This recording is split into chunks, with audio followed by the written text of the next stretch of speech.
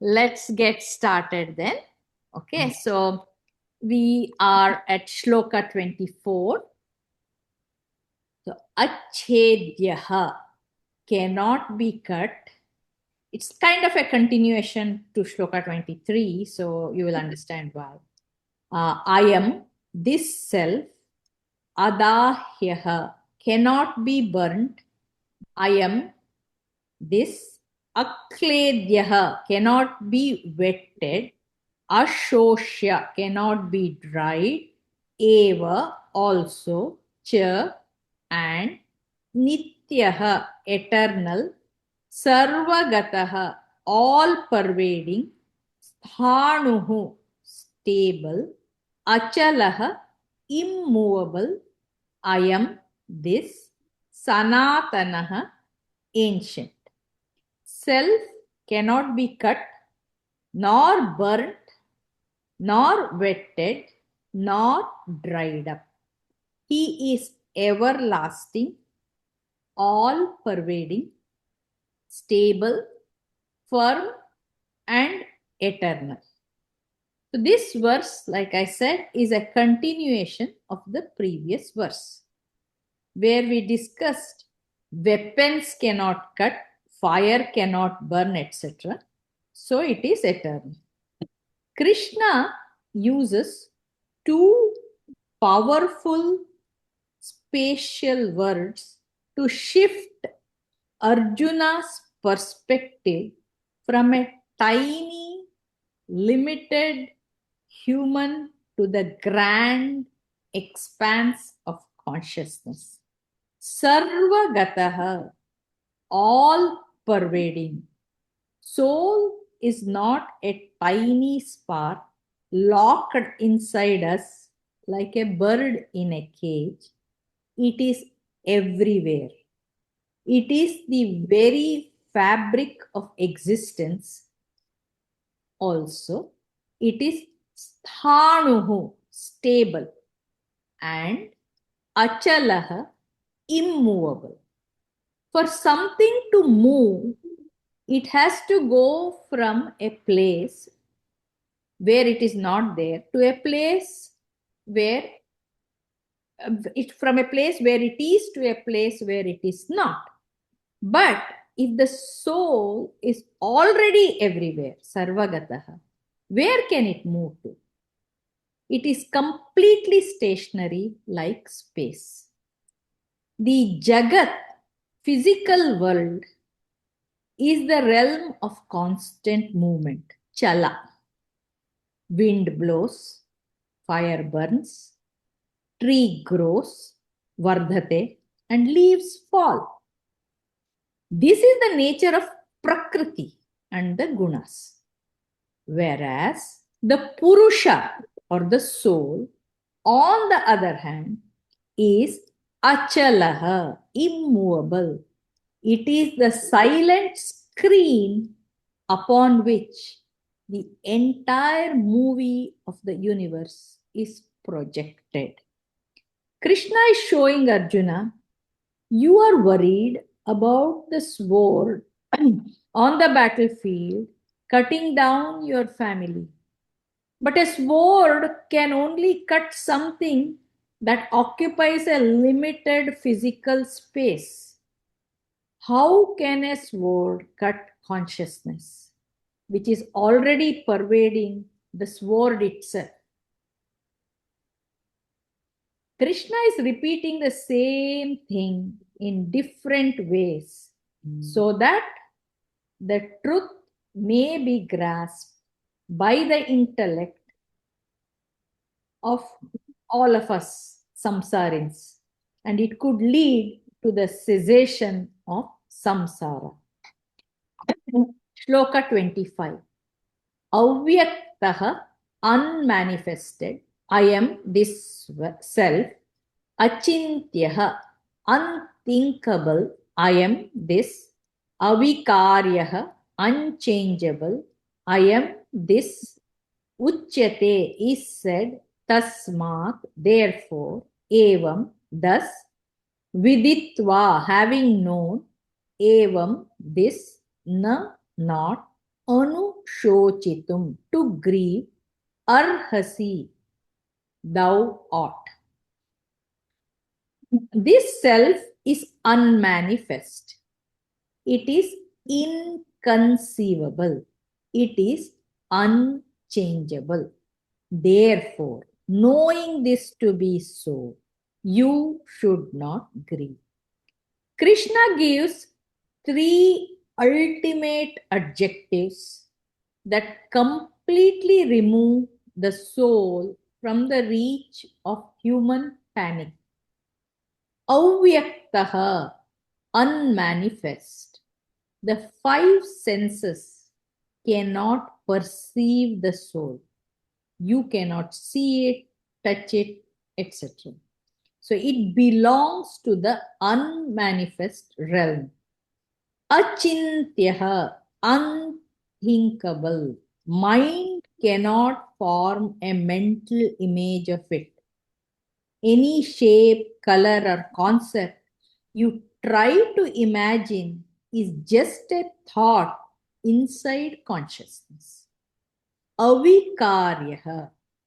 It is free from the Shad Bhava Vikaraha, the six modifications which we discussed in last class, of birth, existence, growth, maturity, decay, and destruction. Because it doesn't change, it has no history and no expiration date. Krishna isn't giving Arjuna an abstract lecture on philosophy just for academic debate. He uses the word tasma, therefore, to bridge metaphysics with real life. If the soul is unmanifest, unthinkable, and unchangeable, then nothing is actually being destroyed on this battlefield. Grief is only possible if something real can be lost. Since nothing real is being lost, your grief is completely illogical. Wake up, look at reality correctly, and stop the sorrow. Krishna has been repeating some of these adjectives and attributes again and again. Krishna is a great teacher, and until now, he showed the characteristics of the higher self.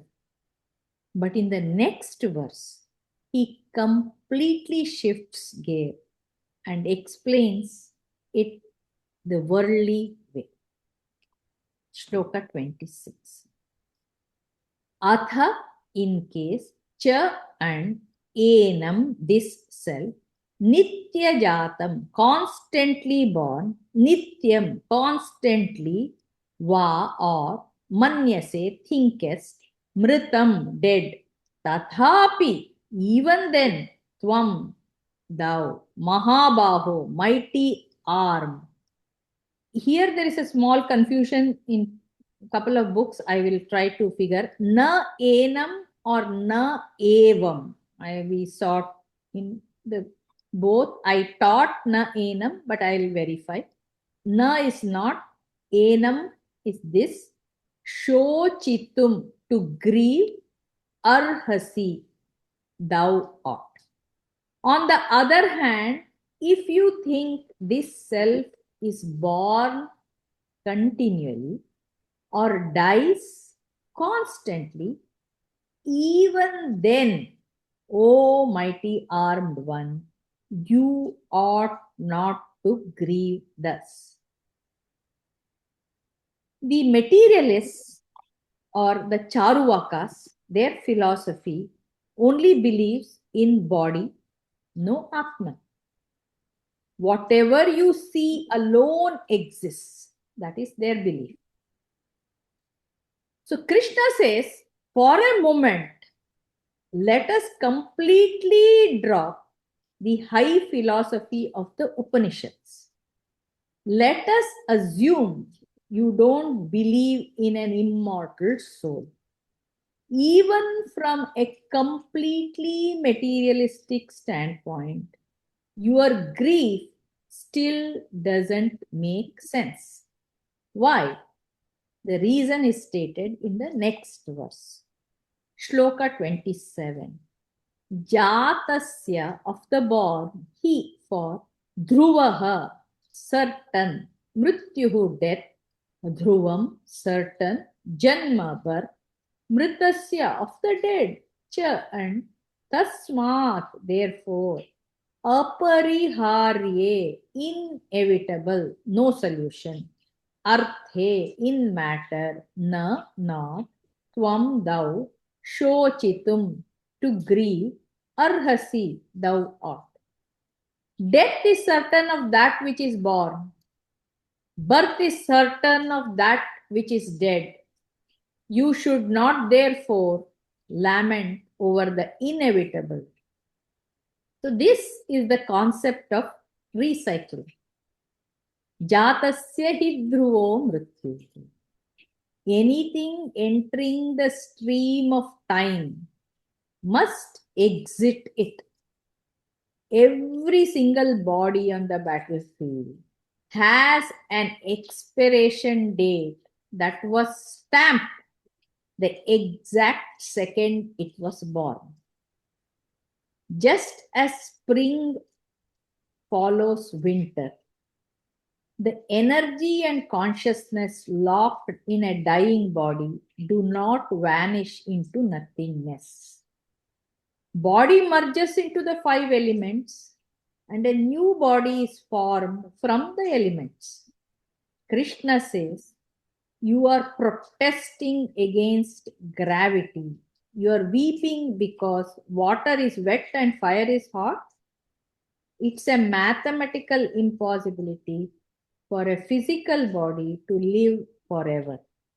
Therefore, crying over an unalterable law of physics is an error of the intellect. Chariot analogy. The old chariots' bodies are constantly being towed into the scrap yard to be melted down. New chariots are constantly being assembled from those exact same recycled parts and rolled onto the track. The drunken driver stands at the scrapyard gates and weeps for the metal being melted, forgetting that the exact melting is what allows the new chariots to be built. The driver should realize that the process of assembly and disassembly is continuous. The only thing that matters is how well you drive while your vehicle is on the road. The water example. Water from the ocean evaporates. It dies and becomes the cloud. Cloud condenses and rains down into a river. Cloud dies and a river is born. The water molecules never cease to exist. It just constantly shifts.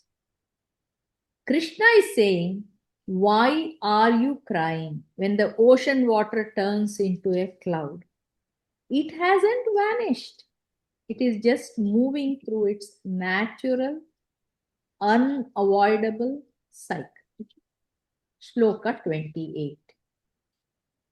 Avyaktadini, unmanifest in the beginning, bhutani, beings, vyakta madhyani, manifested in their middle state, bharata, O Bharata, avyakta nidhanani, unmanifested again in the end, eva also, tatra there, ka, what, paridevana, grief. O Bharata, all beings remain unmanifest in the beginning. They become manifest in the middle. After death, they certainly become unmanifest. What lamentation can there be with regard to them?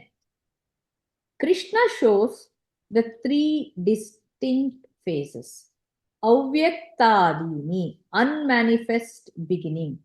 Before a person is born, where are they?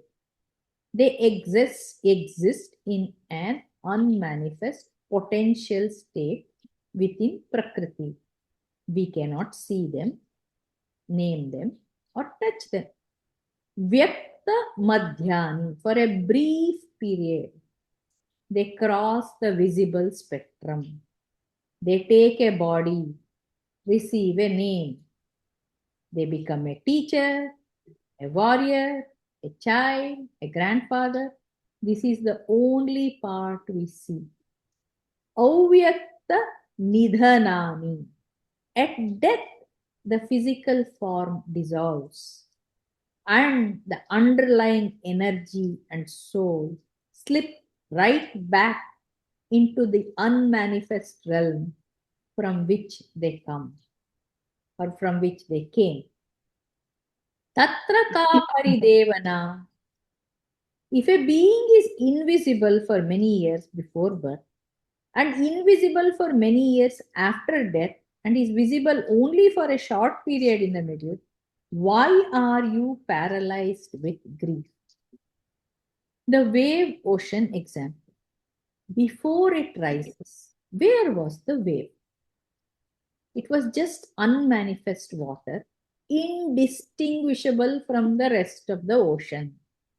For a few seconds, it crashes, takes a distinct shape, and proclaims, I am the grand wave. Then it crashes down and blends seamlessly back into the flat surface of the ocean. Has the wave died? No.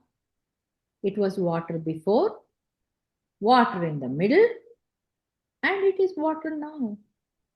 In the next verse, Krishna explains why it is so difficult for the human mind to grasp this truth. Ashcharyavat, as a wonder, pashyati, sees, kaschit, someone, enam, this self, Ashcharyavat, as a wonder, vadati, speaks of, tatha, so, eva, also, cha, and anyaha, another, Ashcharyavat, as a wonder, cha, and enam, this, anyaha, another, shrunoti, hears, shrutva, having heard, api, even, enam, this, Veda, knows, na, not, cha, and eva, also, kaschit, anyone. One sees the soul as a wonder, and so also another speaks of it as a wonder, and another hears of him as a wonder, and though hearing, none understands him at all. A rare few manage to quiet their minds entirely, look inwards, and catch a direct glimpse of this pure, unbound consciousness. They freeze in absolute awe or wonder. Others try to talk about it, to explain it, but they find it's a wonder and find that words fail to capture it. Seekers like all of us and Arjuna listen to the teachings and wonder at the sheer scale of truth.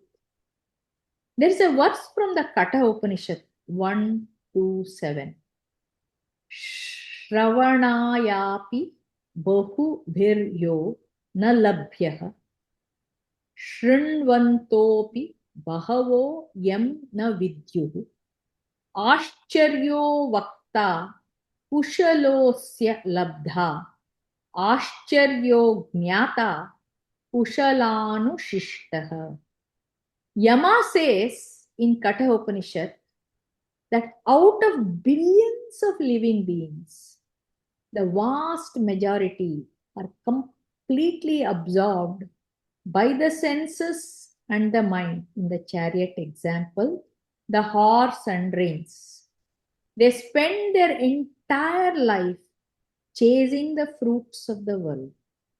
The desire to even look for the soul, the passenger, to hear a talk, or to read a book, or to contemplate unconsciousness arrives only to a very select few. Then comes the second hurdle. Even among those who sit down to listen to a discourse on the soul, the vast majority hear the words but do not actually comprehend them. Why? Because the intellect tries to treat the soul as an object. But the soul is not an object, it is the subject and is unmanifest and unthinkable. So the ordinary mind fails to grasp it and treats it as a mere abstract theory. For true realization to happen, Emma says, a miraculous alignment must occur. The teacher, who is a realized soul, speaks from his direct experience. The student should have the purity, chitta shuddhi. Then a spark jumps across. Only then does somebody truly become a knower of the divine, which is the greatest wonder of all. So the wonder is actually at two layers. Layer one, in a world where 99.9% of humanity is completely driven by the ishanas, which are desires or intense longing, running after, which are the ishanas? Vitteshana, wealth; lokeshana, social validation, name and fame; and putreshana, progeny. It's a very rare and wonder to find a person interested in knowing about the self. Finding a realized teacher is also very rare and a wonder. At the layer two, when a person actually glimpses the self, the experience is completely mind blowing and it feels like a miracle and wonder, which cannot be defined or measured. So, in fact, it's a threefold miracle or wonder. It is an absolute wonder that a genuine teacher exists to speak about it. It is an absolute wonder that a sincere seeker is present to listen to it. And finally, the moment the truth enters the seeker's quiet mind, the realization of the self itself stands as the ultimate wonder of the universe. Thank you. Jyotsna, I have a question. Yes. In this one, self is everywhere. So says, right? That is little confusion everywhere because that is Paramatma, right? Paramatma is everywhere. Then this is Jivatma, Atma, soul. Soul cannot be everywhere, right? This soul is only here in this body. So there are different philosophies. In what we discuss is the Advaita. Advaita. There is no Dvaita. There is no two. There is only one. Till you are not realized, you are thinking the Jivatma is different from the Paramatma.